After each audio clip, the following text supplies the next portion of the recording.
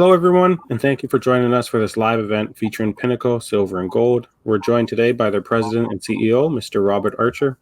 Bob will be providing a brief presentation highlighting the transformational year for the company and why you should be keeping a close eye on Pinnacle in 2025.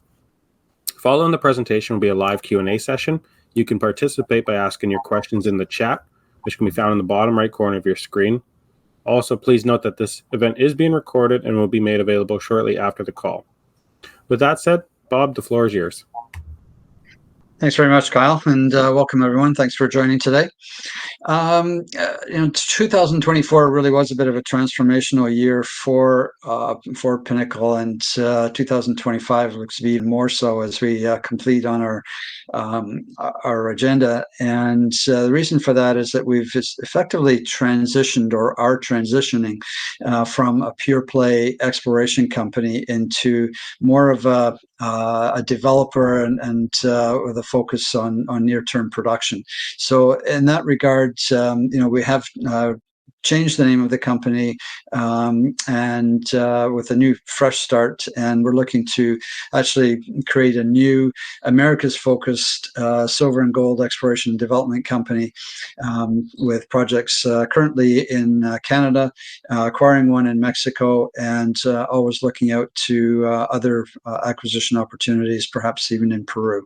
So with that, I'll just give an overview of the company, and then we can move on to some Q&A. So as always, I encourage people to do their own due diligence and homework before making an investment. So just at a very high level, we are focused right now on an acquisition of a high-grade gold-silver project with a 4-kilometer strike length in the heart of the Sierra Madre belt of Mexico.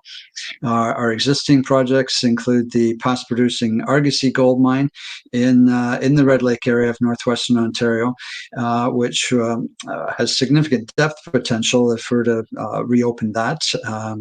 And immediately adjacent to the Argosy mine is our North Birch project, which is earlier stage, but with an 8-kilometer long untested gold target.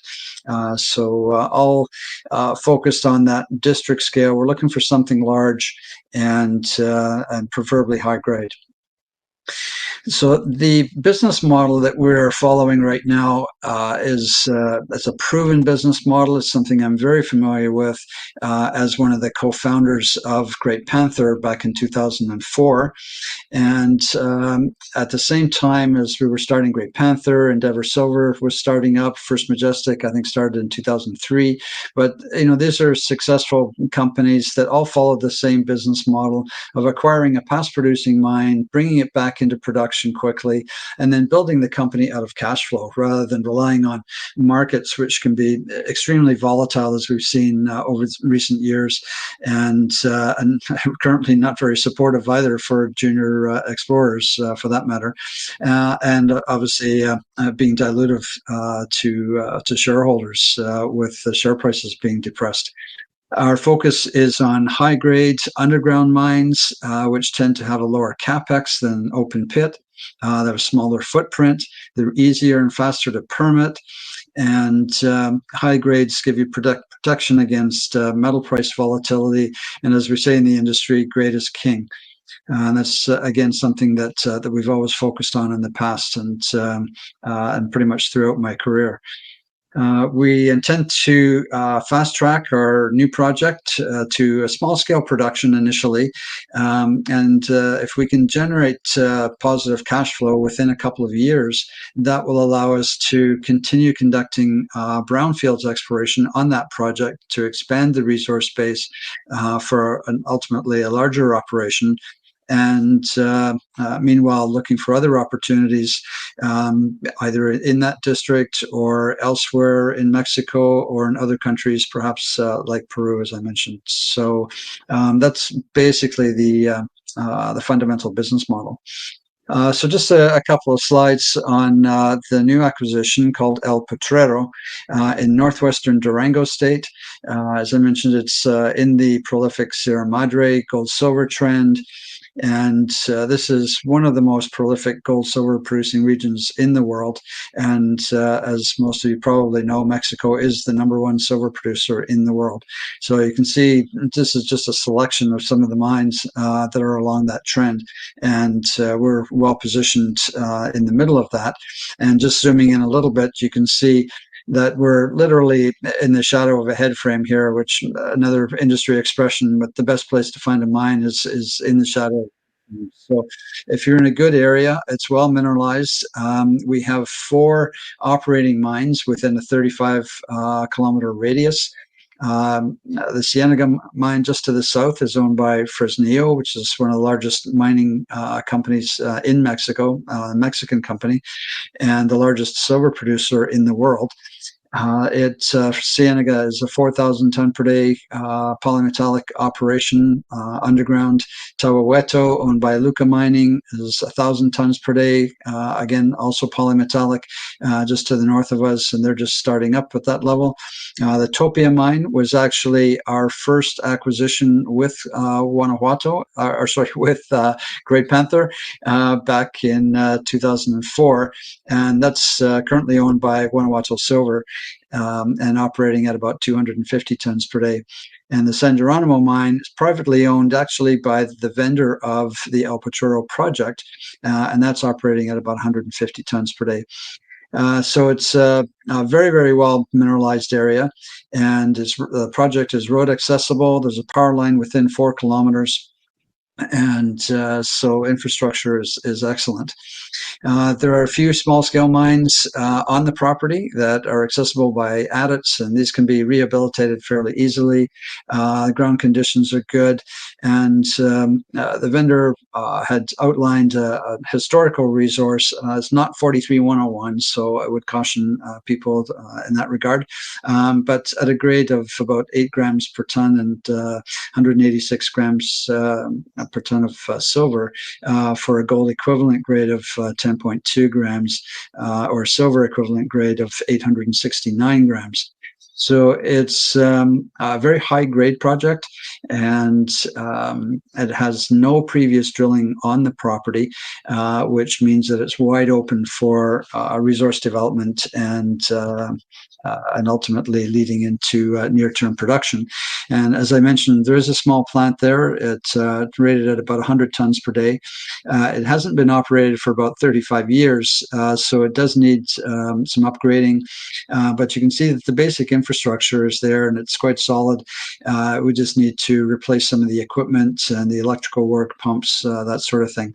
So it's something that we feel that we can do in a relatively short time frame as we are permitting this. And because it's an already disturbed site, we're not looking at brand new virgin territory here.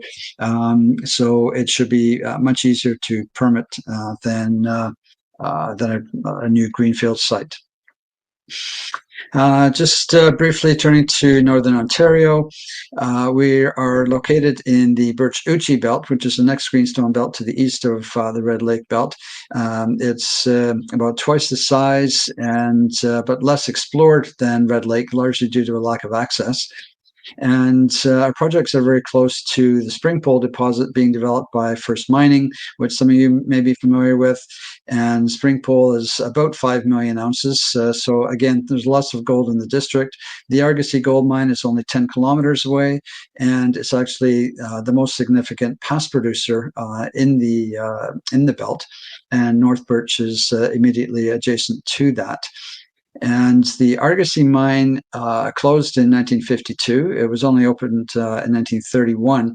But when it closed, the gold price was only $35 an ounce. And this was still a fly-in operation at that time. So it was relatively high cost. But very good grade, 12.7 grams per ton. They produced just over 100,000 ounces of gold at that grade. And we own 100% of this, subject to 2.5% NSR. There have only been about 72 holes drilled historically on the property, and nothing since 2004. But it's a project that I'm very familiar with because I was actually CEO of the company that did that drilling in 2004. And so I've liked the project ever since then. And I think it's got excellent potential to reopen and get it back going again. So just immediately adjacent to that, this is just a map of the magnetics covering the belt as the underlay, and then the property on the insert. And you can just see how the rocks are folded around. And the reason that's important is that we're following what's called an iron formation model. And the iron formation, as the name might suggest, is highly magnetic. It shows up here on the magnetic maps as the bright reds and pinks. And you can see how they're folded around, which is important for structures that could host gold mineralization. So the target here is about 8 kilometers long, and it's modeled after the Musselwhite mine just to the north of here, which I actually worked on in 1994, working on the pre-feasibility study for that mine, and it went into production in 1997, and it's been producing ever since with somewhere around 8 million ounces past production and reserves. So it's a great model, a district scale target, and we're looking forward to getting back in there and doing some more work on that one as well. So just in summary, Pinnacle, with Pinnacle, we're creating a new company with a proven business model where we start with small scale production, expanding the resources and the production level, building the company out of cash flow rather than diluted financings. And our management has a successful track record in doing this already. So we feel very confident with this approach. We're focused on silver and gold in the Americas right now, with a focus on Mexico and potentially Peru and Canada. And so all of these are favorable mining jurisdictions with lots of potential for new discoveries. And again, the focus on high-grade underground mines with lower capex, better profit margins, and a buffer against metal price volatility. And importantly, a smaller footprint from an environmental standpoint. And so they're easier and faster to permit. So with that overview, I shall turn it back to Kyle, and I'll be happy to answer any questions. Excellent. Thank you for the presentation there, Bob. For any individuals that are just coming in now, we are doing a Q&A session, so please feel free to submit your questions in the chat in the bottom right corner of your screen. We have a few upon registration here. So the El Potrero acquisition represents a strategic shift from pure exploration to potential near-term production. What drove this decision, and how do you see it transforming Pinnacle's growth trajectory over the next 12 to 24 months? So I guess partly what triggered it was just the lackluster markets over the last few years. It's been very difficult to raise money for junior explorers, and so being a pure play exploration company has been extremely challenging. And we're not alone in that regard, obviously, but it does take me back to 2002, 2003. And, we were in exactly the same position back then when it was very, very difficult to raise money for pure play exploration. And so, that was when I came up with the idea for Great Panther and with this business model. And it worked for us then, and I think it can work for us now. So, with Great Panther, as I say, we bought the Topia mine. It was our first acquisition in early 2004. We had it back in production by middle of 2006. So it only took a little over 2 years. And during that same time frame, we acquired the Guanajuato mine and had that back in production in 2006 as well. So within a 2-year period, or just over 2 years, 2.5 years, we were up and running with 2 operating mines, and looking towards generating positive cash flow and building the company that way. And we ultimately did, and took it to a $5 share price and a $600 million market cap. So that's we look to basically to repeat that with Pinnacle. Bob, could you just do me a favor and hit that big red stop screen share button there? Absolutely. Excellent. There we go. much. We have a question from the chat here from Ali Soltani. Hi, Bob. Great opportunity and presentation. Thank you. Please comment on scope of work on the specific targets for 2025 and financing needed for said work. Hi, Ali. Good to hear from you. And thanks for the question. We're still in the early days of this. As you saw from one of the slides there, the plant needs a bit of work to get it up and running. The underground mines have to be rehabilitated, and as there's been no drilling at all on the property, we obviously need to do that in order to better define some of the areas that we'll be mining looking forward. So, that we can do all of that essentially in parallel, the drilling, the underground rehabilitation, and the plant refurbishment, as well as applying for permits and that sort of thing. So it'll be kind of a multifaceted approach through 2025. And so beyond the initial acquisition, which is somewhat guided or restricted by exchange policies and in terms of what we can do and what we can't do. We will be conducting another round of financing probably in the spring, and that will get us financed for drilling and for this other work that needs to be done.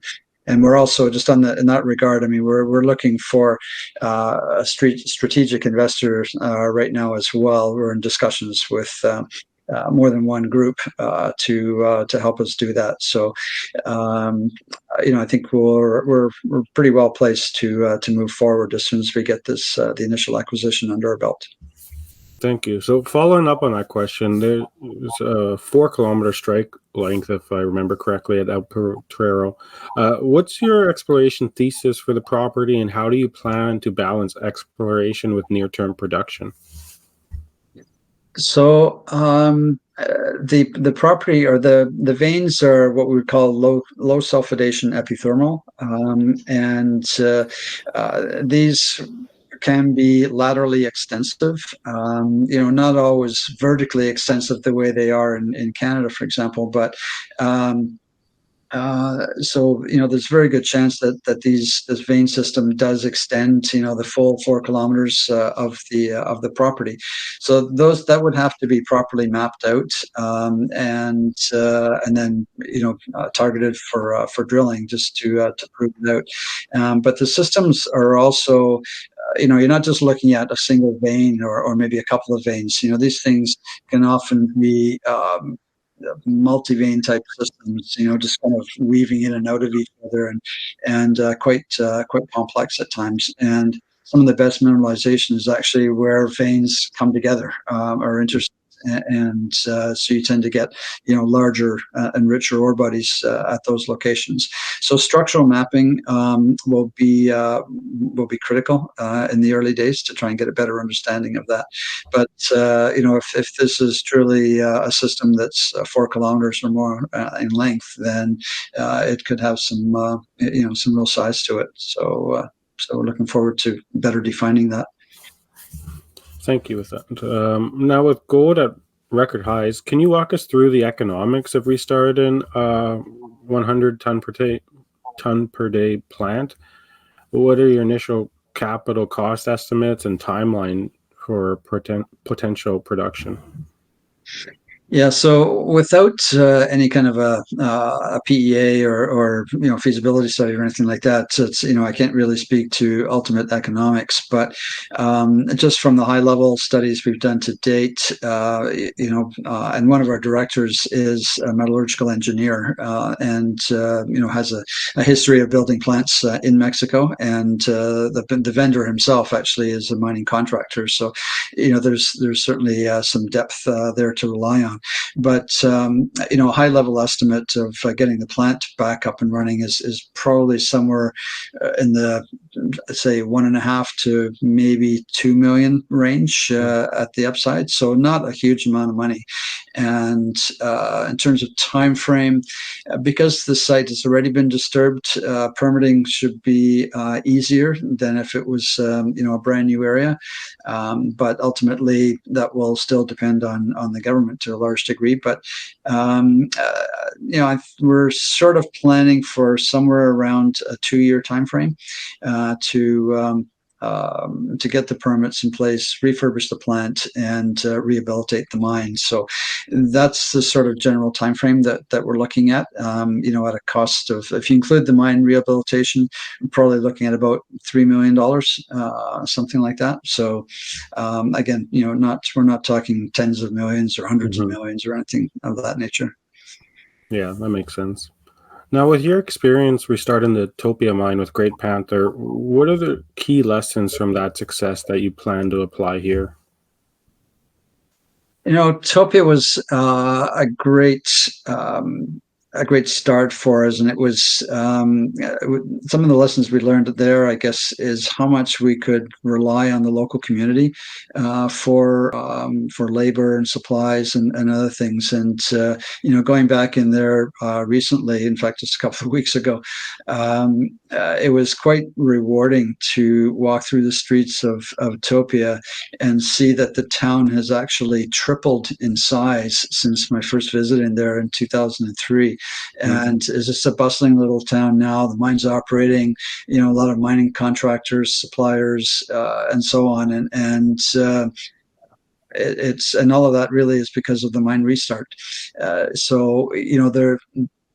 Topia is the largest town, close to El Potrero, and even though it's 15 kilometers away, straight line distance, but going around, it's about 29 kilometers by road, but it still takes 2 hours. This is a relatively rugged country and gravel roads, but nonetheless, the communities close to the project are smaller than Topia. But nonetheless, there's also Cienega down the road as well that where Fresnillo is operating. So we have access to a lot of those areas for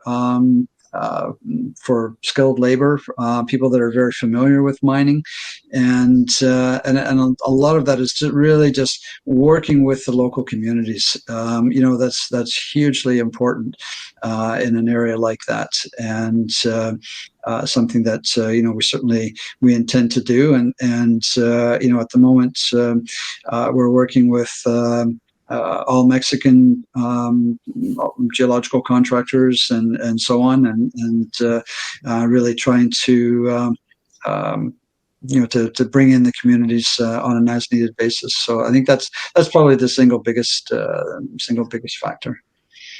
Thank you for that. There's a follow-up question in the chat here. Is access to the Potrero property such that startup with custom milling at one of the neighboring plants may be an option to generate funds for the revamp of the mill? That's something that we haven't had any discussions with anyone yet, but I wouldn't rule it out. Certainly the first step in that regard would be, just a bulk sample, for example. Topia, as I say, is only 2 hours away. Cienega is probably about the same distance in a different direction, but we would obviously have to have discussions with Guanajuato Silver and Fresnillo as to whether they have the capacity or the desire to to process anything. And the other thing is the metallurgy, of course. Those are flotation plants, and the one that we have at the moment, when it was in operation, it was vat leach and Merrill-Crowe, and we'll want to do some metallurgical testing of our own to see if that's the way that we want to go when we rebuild the plant, or if we want to switch over to flotation ourselves and produce a concentrate. So there's still work to be done in that regard. I wouldn't rule it out, but we haven't had any discussions along those lines yet. Thank you. Upon registration, there's a question here. The staged earn-in structure at El Potrero is quite unique. With the first 50% interest tied to production, how does this structure help manage risk and capital requirements compared to traditional option agreements?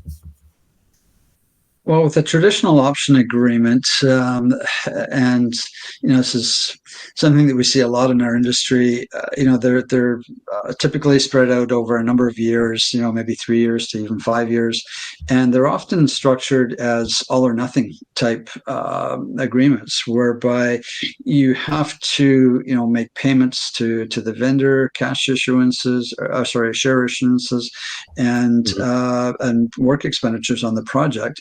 And ultimately take that through to completion at the end of that 3 or 5 year period. And only then, once you've satisfied all of those obligations, do you actually earn 100%. So, the risk on those types of agreements is really quite high. Because we all know in this business that the odds are stacked against you right from the beginning. The risk is high that you're even going to find something that's worth pursuing. And so if you don't find what you're looking for within that initial period, then essentially you walk away with nothing. You Mhm. spend a lot of money, a lot of time, and it's back to the drawing board with another project. Whereas a project like this, because we've structured it to earn 50% as soon as we put it into production, then all we have to do is that initial work of readying it for production, and then we'll earn our 50% at that point. And so that would then entitle us to 50% of the revenues and the cash flows going forward. And out of that, we can continue to develop the project as well as make any future payments. And then with the next payment, that buys us another 20% to take us to 70, and then and the other one after that takes us to 90%. And so at each stage along the way, we're increasing our ownership, increasing our interest and participation and cash flow, and using that money to, as I say, to ultimately acquire the project and build it out, as well as give us opportunities for other acquisitions. Thanks, Bob. Now, you touched on this next question briefly, but I'll read it how it was submitted. Looking at your cash position after the recent financing, how do you plan to fund both the initial El Potrero payments and any work at your Red Lake assets without excessive dilution? Well, we don't intend to do any work at Red Lake until probably the summer of next year. So the initial financing that we're doing right now is really geared towards the acquisition, and that's also restricted somewhat by the stock exchange and the fundamental acquisition. We've kept the structure of the deal such that there's just a single payment up front, $50,000, and then the rest of the money goes towards the project itself. We'll have to pay some back taxes owing on the property. But aside from that, everything else will go into the ground, and it really try to hit the ground running and kick off the work at site. And as we do that, we'll be watching for another window, another opportunity to finance in the spring. And typically, sort of the February to April timeframe is or can be quite favorable in that regard.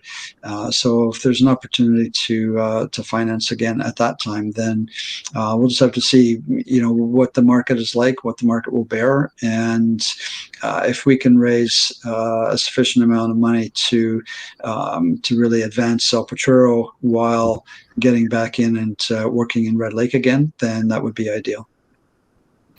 Now, during your presentation, you mentioned evaluating other opportunities in Mexico, and you mentioned Peru quite a bit. What specific criteria are you using to build your project portfolio? Very much the same as what we're doing now with El Potrero. So if we can find something that's either in early stages or perhaps small scale, privately owned, that can be advanced, because a lot of privately owned mines have not really been explored. They've often never been drilled to an extent, and the owners are very cash flow oriented. And so they just, build the mine, put it into production, and then just start to generate cash flow. And that's just the way they operate. So they never really get the full benefit of the potential of the project.